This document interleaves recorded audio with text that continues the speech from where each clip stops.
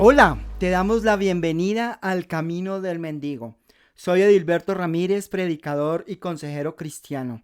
Hemos creado este canal para ti que anhelas crecer y madurar en tu fe.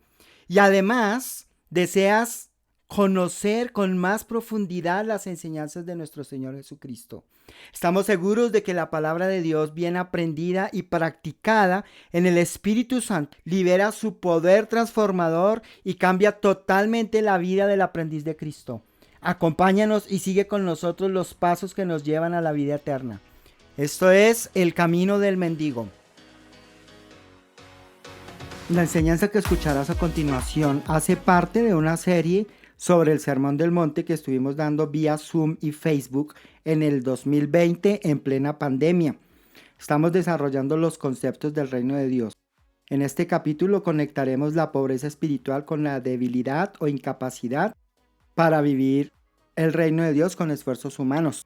Todo esto desde la perspectiva del apóstol Pablo. Bienvenidos.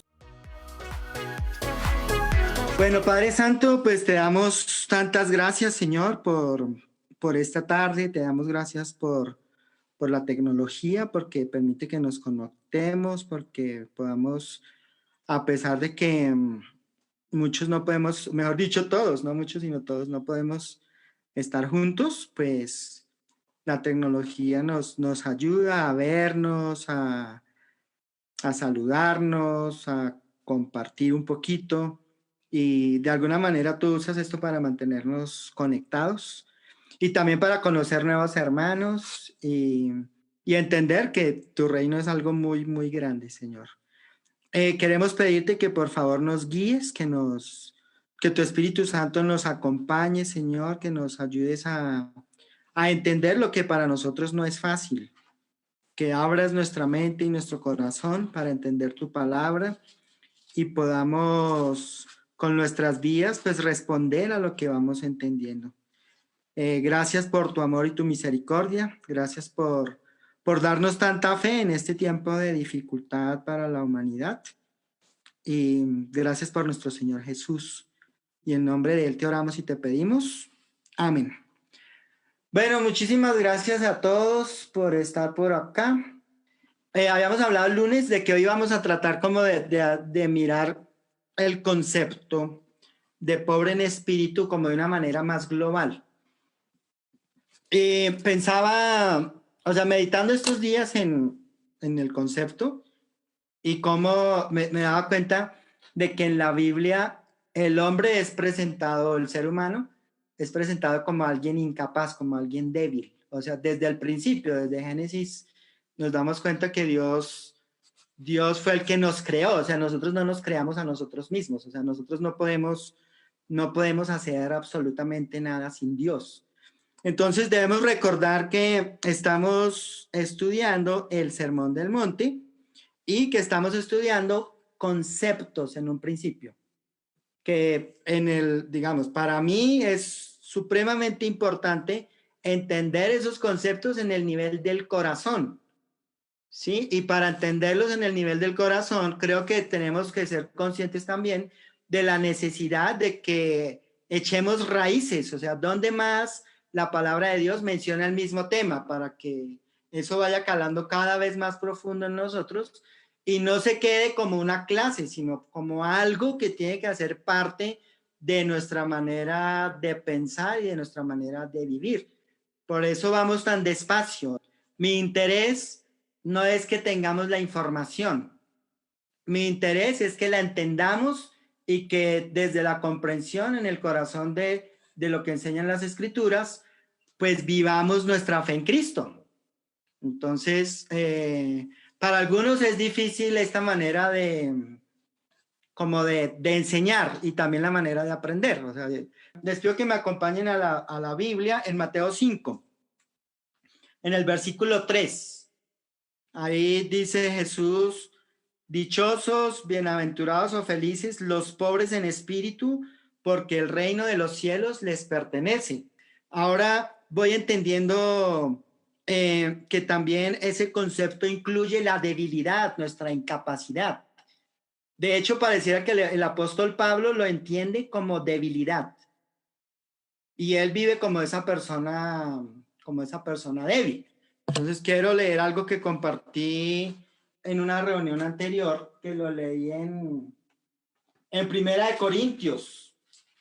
Creo que me pareció sobre todo muy animante la manera como Pablo se dirige a los hermanos en Corinto, entendiendo que era una iglesia bien difícil, de un trasfondo muy pecaminoso. Ahí si ustedes leen, a ver, a partir del capítulo 3 de Corintios, se van a dar cuenta de todos los problemas que hay en la iglesia.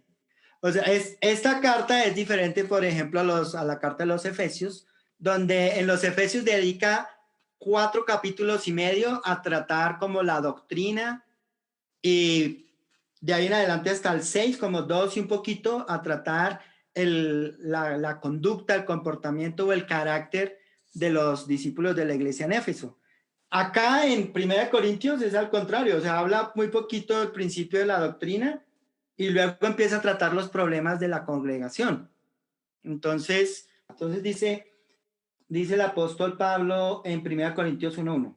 Pablo, llamado por la voluntad de Dios a ser apóstol de Cristo Jesús, y nuestro hermano Sóstenes, a la iglesia de Dios que está en Corinto, a los que han sido santificados en Cristo Jesús y llamados a ser su pueblo santo, junto con todos los que en todas partes invocan el nombre de nuestro Señor Jesucristo, Señor de ellos y de nosotros. Que Dios, nuestro Padre y el Señor Jesucristo les concedan gracia y paz. Versículo 4. Siempre doy gracias a Dios por ustedes, pues Él en Cristo Jesús nos ha dado su gracia. Unidos a Cristo, ustedes se han llenado de toda riqueza, tanto en palabra como en conocimiento. Así se ha confirmado en ustedes nuestro testimonio acerca de Cristo, de modo que no les falta ningún don espiritual mientras esperan con ansias que se manifieste nuestro Señor Jesucristo. El versículo 8 es bien animante, ¿no? Para los hermanos en Corinto, pensando en todo lo que les va a decir después del capítulo 3. Les dice, Él los mantendrá firmes hasta el fin, para que sean irreprochables en el día de nuestro Señor Jesucristo. Entonces ahí es interesante, ¿no? ¿Quién los va a mantener firmes? Cristo, Dios mismo, ¿sí? Fiel es Dios quien los ha llamado a tener comunión con su Hijo Jesucristo, nuestro Señor. Luego en el versículo 10 les dice, les suplico, hermanos, en el nombre de nuestro Señor Jesucristo, que todos vivan en armonía y que no haya divisiones entre ustedes, sino que se mantengan unidos en un mismo pensar y en un mismo propósito. Ahí luego el tema de la división lo va a ir tratando más adelante. Pero en el versículo 18, él empieza como a desarrollar su argumento para tratar el corazón de los hermanos en Corinto. Entonces dice acá, me explico, el mensaje de la cruz es una locura para los que se pierden. En cambio, para los que se salvan, es decir, para nosotros, este mensaje es poder de Dios. Pues está escrito, destruiré la sabiduría de los sabios, frustraré la inteligencia de los inteligentes. ¿Dónde está el sabio? ¿Dónde está el erudito? ¿Dónde está el filósofo de esta época? ¿No ha convertido Dios en locura la sabiduría de este mundo? Ya que Dios es en su sabio designio, dispuso que el mundo no lo conociera mediante la sabiduría humana, tuvo a bien salvar mediante la locura de la predicación a los que creen. Los judíos piden señales milagrosas y los gentiles buscan sabiduría, mientras que nosotros predicamos a Cristo crucificado. Este mensaje es motivo de tropiezo para los judíos y es locura para los gentiles. Pero para los que Dios ha llamado, lo mismo judíos que gentiles, Cristo es el poder de Dios y la sabiduría de Dios. Pues la locura de Dios es más sabia que la sabiduría humana y la debilidad de Dios es más fuerte que la fuerza humana. Eso es, para mí es como fascinante, ¿no? Lo que él está diciendo. O sea, el mensaje de Cristo, el mensaje de la cruz, el mensaje del evangelio, es para gente débil. es para gente incapaz, es para gente que no puede, que nunca va a poder. Entonces, Jesús empezó diciéndolo, o sea, bienaventurados los pobres en espíritu, los mendigos espirituales, los que viven postrados en la presencia de Dios. ¿Por qué? Porque en el reino de los cielos no hay sino ciudadanos débiles, gente incapaz. Y es algo que necesitamos nosotros ser conscientes para que se vaya como minimizando la sensación de frustración, porque no podemos vivir las enseñanzas de Jesús. Él sigue diciendo, versículo 26, hermanos, consideren su propio llamamiento, le dice a los hermanos en Corinto. No muchos de ustedes son sabios según criterios meramente humanos, ni son muchos los poderosos, ni muchos los de noble cuna, pero Dios escogió lo insensato del mundo para avergonzar a los sabios, y escogió lo débil del mundo para avergonzar a los poderosos. También escogió Dios lo más bajo y despreciado, y lo que no es nada, para anular lo que es, a fin de que en su presencia nadie pueda jactarse. Pero gracias a ustedes, a Él ustedes están unidos a Cristo Jesús, a quien Dios ha hecho nuestra sabiduría, es decir, nuestra justificación, santificación y redención, para que, como está escrito, si alguien ha de gloriarse, que se gloríe en el Señor. Y luego ahí sigue diciendo, yo mismo, hermanos, cuando fui a anunciarles el testimonio de Dios, no lo hice con elocuencia y sabiduría. Me propuse más bien, estando entre ustedes, no saber de cosa alguna excepto de Jesucristo y de este crucificado. Es más, me presenté ante ustedes con tanta debilidad que temblaba de miedo.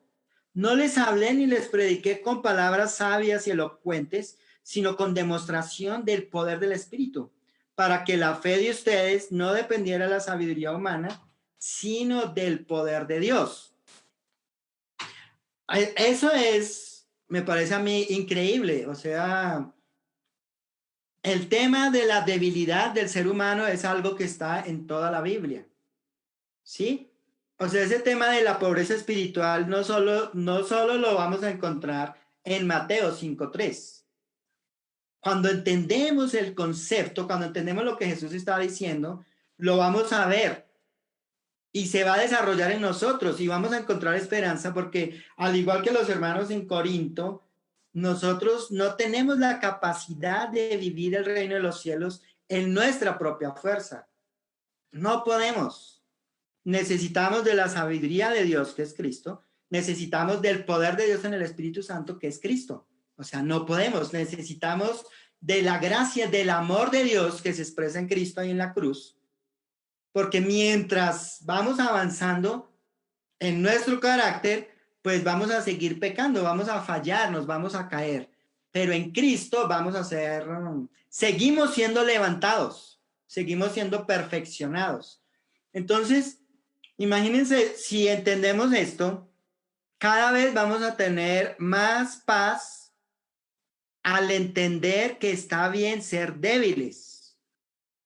Y vamos a tener más misericordia con el que es débil, con el que no puede con su propio pecado. Es muy bueno encontrar gente así. Es muy bueno nosotros darnos cuenta, no podemos con nuestro propio pecado. Necesitan de Dios. Todos necesitamos de Dios. ¿Sí? Entonces, él sigue diciendo en el versículo 10. Ahora bien, Dios nos ha revelado esto por medio de su Espíritu, pues el Espíritu lo examina todo hasta las profundidades de Dios. En efecto, ¿quién conoce los pensamientos del ser humano sino su propio Espíritu que está en él? Asimismo, nadie conoce los pensamientos de Dios sino el Espíritu de Dios. Nosotros no hemos recibido el Espíritu del mundo, sino el Espíritu que procede de Dios, para que entendamos lo que por su gracia Él nos ha concedido. Esto es precisamente de lo que hablamos, no con palabras que enseña la sabiduría humana, sino con las que enseña el Espíritu, de modo que expresamos verdades espirituales en términos espirituales. Y el que no tiene el espíritu no acepta lo que procede. El que no tiene el espíritu no acepta lo que procede del espíritu de Dios. Pues para él es locura. No puede entenderlo porque hay que discernirlo espiritualmente. En cambio, el que es espiritual lo juzga todo, aunque él mismo no está sujeto a juicio de nadie, porque ¿quién ha conocido la mente del Señor para que pueda instruirlo? Nosotros, por nuestra parte, tenemos la mente de Cristo. Entonces, hay varias cosas de lo que está diciendo el apóstol Pablo, y lo hemos ido aprendiendo en este estudio del Sermón del Monte.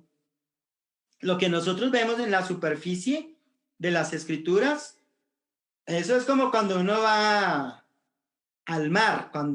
Yo recuerdo cuando conocí por primera vez el mar, fue allá en Venezuela.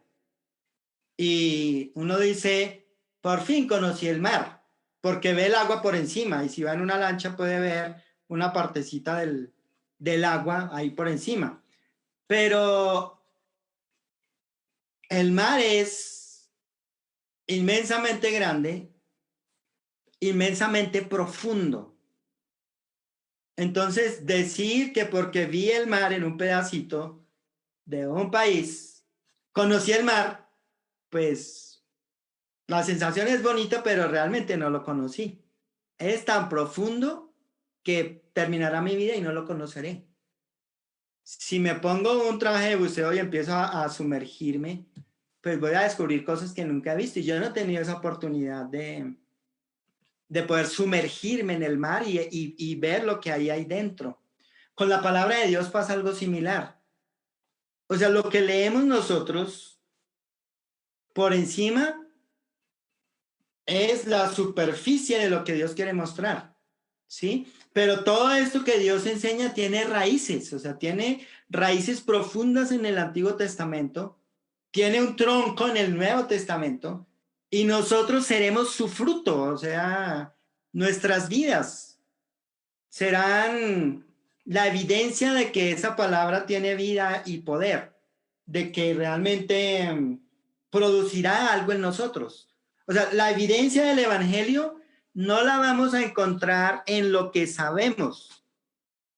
La evidencia del Evangelio está en nuestras vidas. Si yo digo que sé, que conozco el Evangelio, pero mi vida no está siendo transformada por el poder de la palabra de Dios, entonces no estoy conociéndolo. O sea, es como si el Espíritu no estuviera revelando, no estuviera transformando. Entonces, esa parte de acá, pues me parece fascinante porque él nuevamente aclara, el que no tiene el Espíritu no acepta lo que procede del Espíritu de Dios, pues es locura. ¿Sí? Pero también para poder entender, el versículo 12 dice, nosotros no hemos recibido el Espíritu del mundo, sino el Espíritu que procede de Dios, para que entendamos lo que por su gracia Él nos ha concedido. Esto es precisamente de lo que hablamos, no con palabras que enseña la sabiduría humana, sino con las que enseña el Espíritu, de modo que expresamos verdades espirituales en términos espirituales. A eso es a lo que estamos apuntando, a entender lo que el Espíritu quiere comunicar. Entonces, lo interesante de esto es que cuando uno entiende algo en su corazón, es claro que el Espíritu lo está revelando. ¿Y a quién es al que Dios más le va a revelar? Es lo que vemos acá en todas estas cartas. Pues al que es consciente de su pobreza espiritual. Jesús lo dijo muchas veces, yo no he venido por los sanos, sino por los enfermos. ¿Sí? O sea, Dios no va a revelar su palabra a quien no reconoce que la necesita. Es como un poco lo que tal vez trataba de comunicar Jesús cuando dice que Él no le dará sus perlas a los cerdos. O sea, no se la revelará, no la deja ver. Porque si somos autosuficientes, ¿qué indica? Pues no necesitamos de Dios. El autosuficiente no necesita de Dios. El que cree que sabe no necesita de Dios. Porque todo el tiempo necesitamos estar creyendo algo que no creíamos antes. Todo el tiempo necesitamos obedecer algo que no obedecíamos antes. Un ejemplo, por decir algo, ahorita en este tiempo de la pandemia, ¿cuánta conciencia se ha desarrollado de Mateo 6, 25 al 33? No se preocupen por el día de mañana. Ahora ya estamos siendo conscientes de la necesidad de creer eso que Jesús dice ahí. Vivan cada día sin preocuparse por el día de mañana. Antes muchos no eran conscientes de la necesidad de creer esa escritura, porque no había preocupaciones en el orden físico, porque había trabajo, porque había ingresos, pero ahora las cosas se van complicando cada vez más, ¿sí? Hablaba con unos hermanos, yo les decía, lo único que Dios está cambiando es la manera de proveernos, porque realmente Él siempre provee, ¿sí? Pero antes de todo esto, muchos creían, no, pues yo soy el que trabajo, yo soy el que proveo, yo soy el que recibe un salario, yo soy, yo soy, yo soy. No, es Dios quien provee, es Dios quien da la sabiduría, es Dios quien provee el empleo, es Dios. Pero como nosotros hacíamos, entonces pensábamos, no, soy yo. Ahora Dios cambió las cosas, ahora yo soy el que proveo. ¿Y cuándo te voy a proveer? Cuando ya no tengas. Entonces muchos reciben algo cuando ya se les acabó todo. Y ahí ya hay la conciencia de, sí, Dios es el que provee. Dios puso en el corazón de alguien proveerme algo que yo necesito. Y cada vez vamos a ir escuchando mucho más esto. Alguien, o sea, yo no tenía comida y alguien me dio comida. Yo no tenía dinero para esto, alguien me dio dinero. Ese alguien, ¿quién es? Dios, que sigue proveyendo, pero de otra manera. Él sigue siendo, Dios sigue siendo el proveedor. Entonces, llegamos y miramos esto y nos damos cuenta, realmente el tema de la debilidad y de la incapacidad está en toda la Biblia. O sea, la semana pasada hablábamos de la carta a los Efesios y estábamos hablando de cómo el Espíritu de Dios, por medio de Pablo, enfrentó la situación que estaban viviendo los hermanos en Éfeso. ¿Sí? ¿Y cómo lo enfrentó? O sea, lo primero que les recordó era quiénes eran ellos en Cristo. O sea, mucho antes que llamarlos a cambiar su conducta, mucho antes. Les recordó quiénes eran en Cristo. Pero nosotros en nuestra naturaleza, cuando no entendemos la debilidad humana en el reino de los cielos, nos vamos a la serie de instrucciones que hay ahí y en cualquiera de las cartas y vamos a tratar de obedecerlas sin entender lo que hay atrás. Entonces, ¿qué significa eso? Las vamos a obedecer en nuestra propia fuerza. Y creemos, no, pues estoy bien porque lo estoy obedeciendo. Claro, pero cuando se obedece en la fuerza humana, tarde o temprano nos vamos a desgastar, tarde o temprano nos quemamos y nos agotamos. ¿Sí? Porque no funciona así. O sea, es interesante, la misma palabra de Dios puede ser obedecida con esfuerzo humano o puede ser obedecida por fe. Cuando la palabra de Dios es obedecida con esfuerzos humanos, tarde o temprano nos agotamos, tarde o temprano nos rendimos y vamos a pensar que no funciona. ¿Pero por qué no funciona? Porque no la estamos obedeciendo por fe, sino con esfuerzos humanos. Ahí es donde muchas personas se agotan, matrimonios fracasan, relaciones se rompen, relaciones con hijos no funcionan. Y muchos dicen, no, pero si yo estoy obedeciendo la palabra de Dios, ¿por qué no funciona? Claro, porque la estamos obedeciendo, o el que está viviendo así, la está obedeciendo en su propia fuerza. Tarde o temprano se agotará. Tarde o temprano. Cuando es obedecida en el Espíritu Santo, es el Espíritu Santo quien nos ayuda, o sea, el Espíritu Santo se asegura de que eso funcione porque es el poder de Dios. Entonces, vamos aprendiendo a entender que que el reino de los cielos es de ciudadanos débiles. Y créanme, ustedes empiezan a leer las cartas, todo, desde los evangelios, todo el Nuevo Testamento en un principio, y se van a encontrar con mucha debilidad, con mucha incapacidad. Eso está ahí por alguna razón.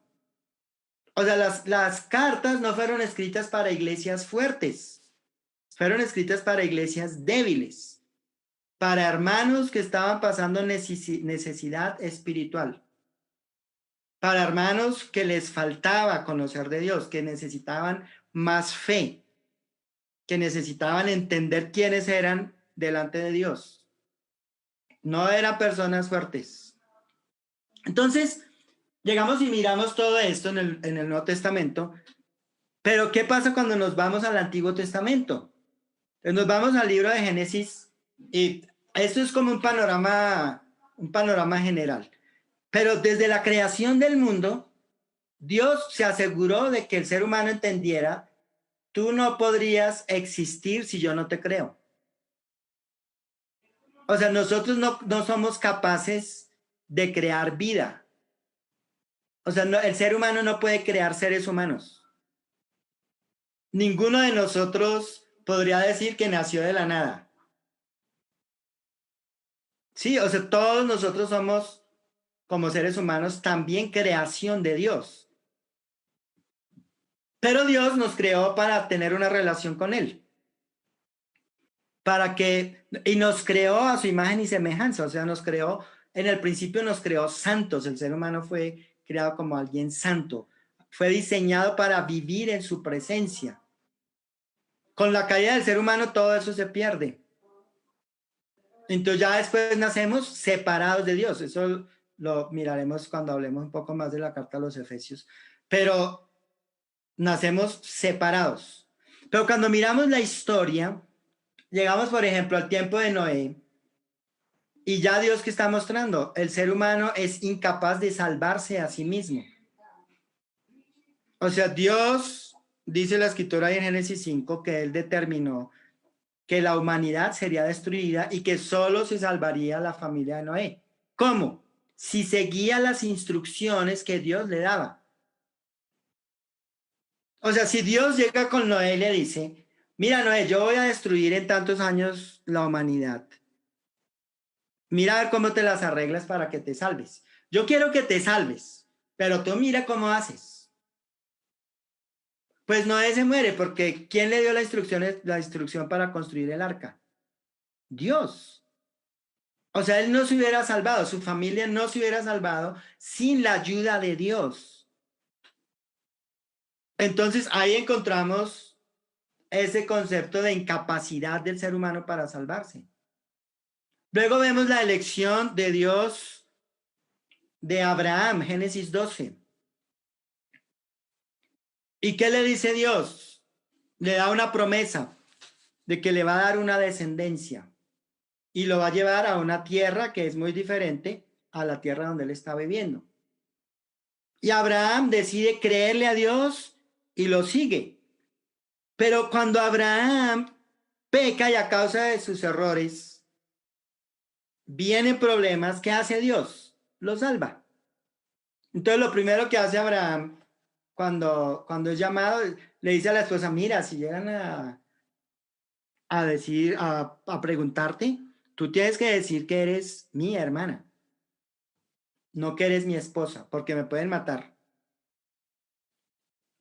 Entonces, él está como induciendo de manera indirecta al faraón o a cualquier hombre que sea adúltero. Y en el corazón el faraón fue adúltero. ¿Y a quién castigó Dios? Castigó a Abraham. Abraham, no, castigó al faraón. ¿Por qué lo castigó? Porque es que Abraham era el consentido de Dios, no el faraón. Eso es difícil de entender. Pero si Dios no interviene, pues Abraham la pasa mal. O sea, Dios lo salvó ahí. Entonces miramos la vida de Abraham y ¿qué es lo que vemos? Dios interviniendo para salvarlo. Ahí seguimos viendo, o sea, no es posible vivir sin Dios. Sí, o sea, desde ese tiempo Dios está comunicando, no van a poder vivir sin mí. Entonces, luego vemos la historia de la familia de Jacob, así por ir muy por encima. Pero la prueba final. Dios le dice a Abraham que sacrifique a su hijo, a Isaac, el hijo de la promesa. Entonces, cuando él lo va a sacrificar, Abraham va con la convicción de que Dios, es lo que dicen Hebreos, Dios le dará un sacrificio sustituto. Él iba con esa convicción. O si no, si llegaba a sacrificar a su hijo, Dios tenía el poder para resucitarlo. Y dice la escritura en Hebreos que por fe Isaac resucitó. ¿Pero por qué resucitó Isaac? Pues porque el papá tenía la certeza de que Dios lo resucitaría. Entonces Dios no permitió que muriera. Dependencia de Dios. O sea, él estaba confiando en Dios. Entonces nos vamos más adelante, diferentes historias, pero la familia de Jacob va a pasar hambre. ¿Y qué hace Dios? Dios utilizó a José y lo envió adelante, creo que fueron como 25 años. Dios sabía que la familia iba a pasar hambre y preparó el camino. Utilizó la maldad de los hermanos de José para poder proteger a la familia de Jacob. Lo mandó adelante, lo hizo pasar por la cárcel, lo hizo pasar por esclavo, sufrió. Pero al final, ¿para qué? Para poder proteger, para salvar a la familia de Jacob. ¿Sí? ¿Qué vemos ahí? La incapacidad de la familia de Jacob de haber sobrevivido si Dios no interviene.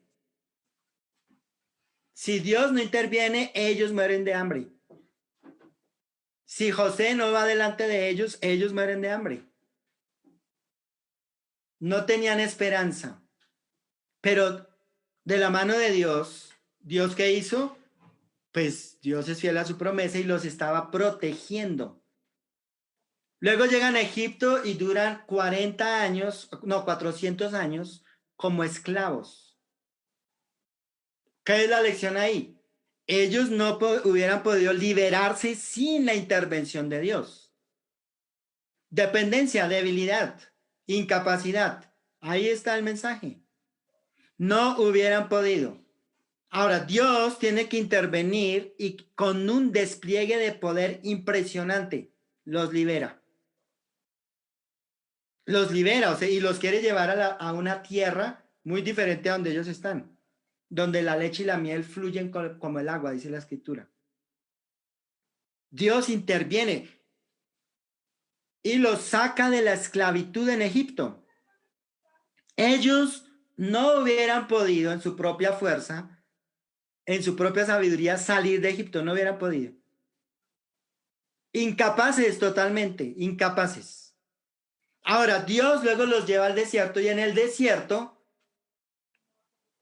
ellos fracasaron de entrada al tercer día. No pasaron la prueba del hambre y del agua. Entonces, ¿qué hace Dios? Los iba a destruir, pero no los destruyó. A causa de su rebeldía, ¿qué merecían ellos? La destrucción por desconfiar de Dios. Pero entonces Dios tiene compasión de ellos y no los elimina de la faz de la tierra. O sea, Moisés tiene que hablar con él y pareciera que logra moverle el corazón a Dios, pero Dios estaba determinado. Hacen un becerro, o sea, un montón de cosas que uno dice, pues esta gente, ¿cómo así? ¿No lograron entender todo lo que él hizo para sacarlos? Entonces, luego Dios, para asegurarse de que ellos no vuelvan a pecar contra él y no, en colombiano diríamos, no le saquen la piedra, porque si alguien hace enojar a Dios, Dios enojado destruye, arrasa. O sea, que no activen la ira de Dios. Entonces, Dios les da la ley, utiliza a Moisés y les da la ley.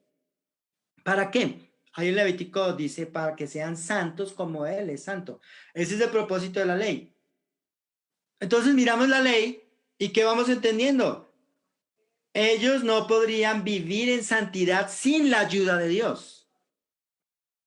Serían incapaces, no podrían. O sea, todo el tiempo harían enojar a Dios.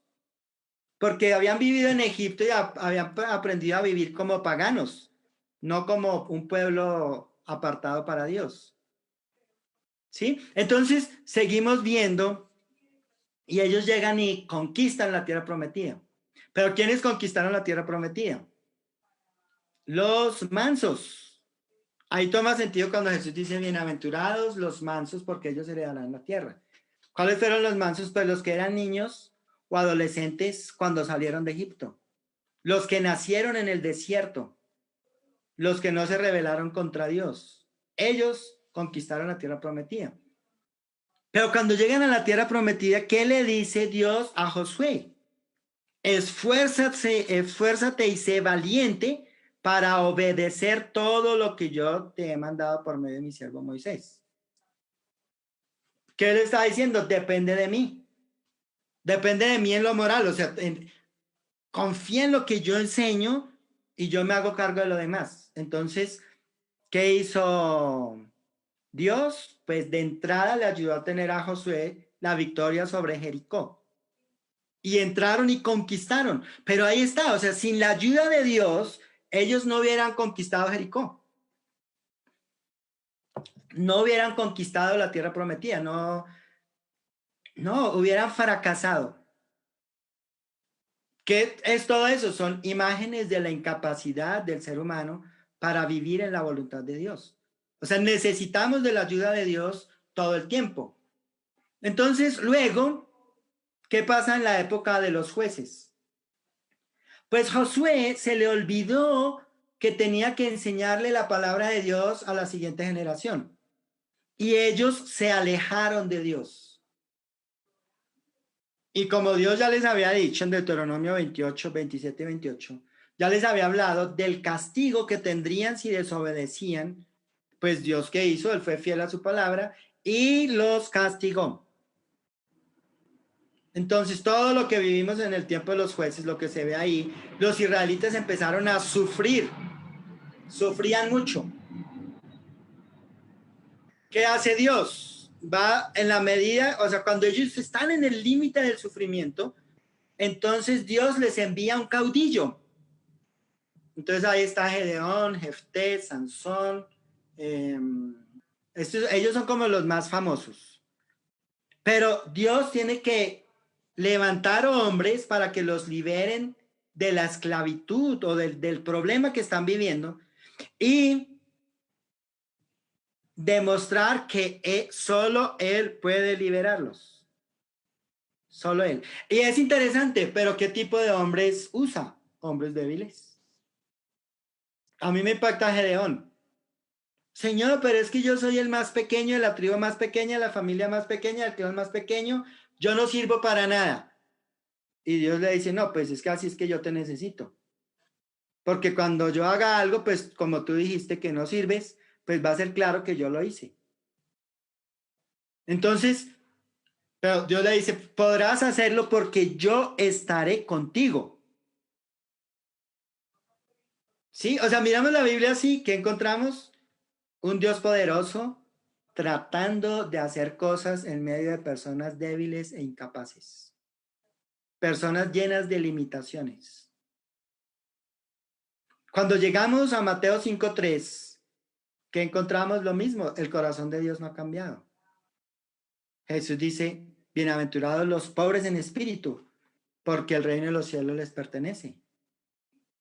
El reino de los cielos pertenece a gente débil. Por eso yo decía, el reino de los cielos es un reino de ciudadanos débiles, incapaces. Y este tiempo ha sido bien interesante porque Dios ha expuesto nuestra incapacidad como cristianos. Sí, o sea, creo que estamos aprendiendo a conectar con lo que sale del corazón y a ver si lo que sale del corazón proviene de Dios o proviene de nuestra naturaleza pecaminosa. Entonces, si proviene de la naturaleza pecaminosa, pues debemos seguir eso o seguir lo que proviene de Dios. Entonces, ¿qué está haciendo Dios? Exponiendo nuestra debilidad. Hay matrimonios donde se ha potenciado el tema de los conflictos. ¿Sí? ¿Qué es? ¿Cuál es el mensaje detrás de eso? Busquen a Dios, o sea, porque no tienen otra opción. Esta semana hablaba con unos hermanos y ellos decían, nos dimos cuenta que no tenemos opción sino creerle a Dios, porque ahora como no salen a trabajar tienen que resolver o resolver, hablar o hablar. O sea, ya no hay escapatoria. 24 horas, personas compartiendo con personas y viéndose obligadas a resolver cosas que pasaron hace años. No hay escapatoria. Y el que quiere agradar a Dios va a hacer la voluntad de Dios, o sea, va a resolver o resolver. No hay, o sea, no va a ser algo diferente porque el amor a Dios lo va a impulsar a hacer eso. Entonces a mí me parece fascinante esto. O sea, Dios está exponiendo nuestra debilidad en otro nivel, nuestra incapacidad. Nos está diciendo, ustedes necesitan más fe. ¿Sí? No lo veo negativo como gente falta de fe, no, sino necesitan más fe. Necesitan creer lo que ya saben. ¿Cuál es la evidencia de eso? Pues cuando creemos lo que ya sabemos, nuestro carácter se transforma a imagen y semejanza de Cristo. O sea, en otras palabras es, resuelvan esos problemas que tienen, esas dificultades, ese dolor, ese sufrimiento, pero por medio del Cristo que está en ustedes, porque ustedes no pueden. Que sea Cristo en ustedes quien lo hace. Y eso me regresa a lo que el apóstol Pablo le decía a los hermanos en Corinto que tenían tantos problemas. Pues es que tenemos la mente de Cristo. Él les está diciendo, ellos ya fueron instruidos en las enseñanzas de Cristo. Sí, entonces si ya fueron instruidos en las enseñanzas de Cristo, pues vivan de acuerdo a la instrucción que ya recibieron. Acá nosotros por nuestra parte tenemos la mente de Cristo. O sea, tener la mente de Cristo, creo que lo que quiere decir es, tenemos lo que hay en la mente de Cristo. Porque Cristo mismo está dentro de nosotros. ¿Sí? Entonces, cuando yo pienso en las enseñanzas de Jesús, yo tengo necesariamente que pensar en Mateo 28, del 18 al 20. O sea, nosotros no la sabemos de memoria, la mayoría de nosotros. Voy a leerlo. Él dice acá, versículo 18, Jesús se acercó entonces a ellos y les dijo, se me ha dado toda autoridad en el cielo y en la tierra, por tanto vayan y hagan discípulos de todas las naciones, bautizándolos en el nombre del Padre y del Hijo y del Espíritu Santo, enseñándoles, versículo 20, enseñándoles a obedecer todo lo que les he mandado a ustedes. Les aseguro que estaré con ustedes siempre hasta el fin del mundo. Entonces, ¿qué es lo que yo estoy haciendo? Enseñando a obedecer todo lo que Jesús mandó. Pero ¿qué es lo que me he dado cuenta con el paso de los años?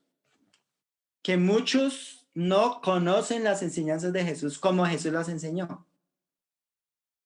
Entonces, si no las conocen, ¿cómo las van a obedecer? ¿Cómo van a hacer si no entienden lo que Jesús enseñó? Entonces, yo veo, si Dios nos va mostrando algo, nos va revelando poco a poco su palabra, pues la clave va a estar en que unos a otros nos ayudemos a entender, aprender bien lo que Jesús enseñó, a practicar lo que Jesús enseñó y a enseñarlo a otros. Ese es el espíritu en este grupo, ¿sí? De que aprendamos bien lo que Jesús enseñó, de que aprendamos a practicar las enseñanzas de Jesús en la fe de Jesús, no en nuestra fuerza. Y que cuando veamos a nuestros hermanos que están atorados, que no entienden, podamos ir y enseñarles. Eso es lo que Jesús está haciendo con los discípulos. O sea, en un tiempo estuve predicando acerca de Jesús como entrenador. Era apuntando a esto, a que aprendiéramos de Jesús, cómo Él le dedicó tiempo a los discípulos para enseñarlos bien su palabra, para que ellos supieran cómo se practica desde la fe y para que ellos se prepararan para ir y ayudar a todos aquellos que necesitaban de la palabra de Dios para vivir el reino de los cielos, a los que se sentían incapaces o débiles. Y creo que por eso los evangelios se hace tan evidente que Jesús buscó los pecadores, buscó los enfermos. Creo que por eso el Espíritu Santo llevó a Pablo a Corinto, donde había gente que literalmente no podría decir yo puedo, como los fariseos. No, es que yo puedo vivir esto. No, tú no puedes. Entonces, es lo interesante de la carta a los Corintios. O sea, Jesús, por medio del Espíritu Santo, le habla a Pablo. Pablo, recuérdales que ellos no pueden. Eso es importante. Es en Cristo, es con la sabiduría que proviene de Dios. Es en el poder del Espíritu Santo. Necesitan del Espíritu Santo para entender. Esto no es algo intelectual. No es algo que uno entiende intelectualmente. El que trata de entender intelectualmente no va a fracasar porque el Espíritu de Dios tiene que intervenir. Y cuando interviene, es evidente que el Espíritu de Dios lo hizo. Cambia nuestras vidas, hace algo por dentro. O sea, yo no podría explicarlo, pero hacemos como un clic en nuestra mente y en nuestro corazón. Eso lo hace el Espíritu Santo. No lo puede hacer ni siquiera nosotros que predicamos la palabra de Dios. Nosotros no tenemos esa capacidad. Es el Espíritu de Dios quien lo hace. Somos, como dije en otra reunión, pinches mensajeros que llevamos el mensaje. ¿Sí? Y lo que yo hago es, llevo el mensaje, pero trato de explicárselo a quien no lo entiende con plastilina.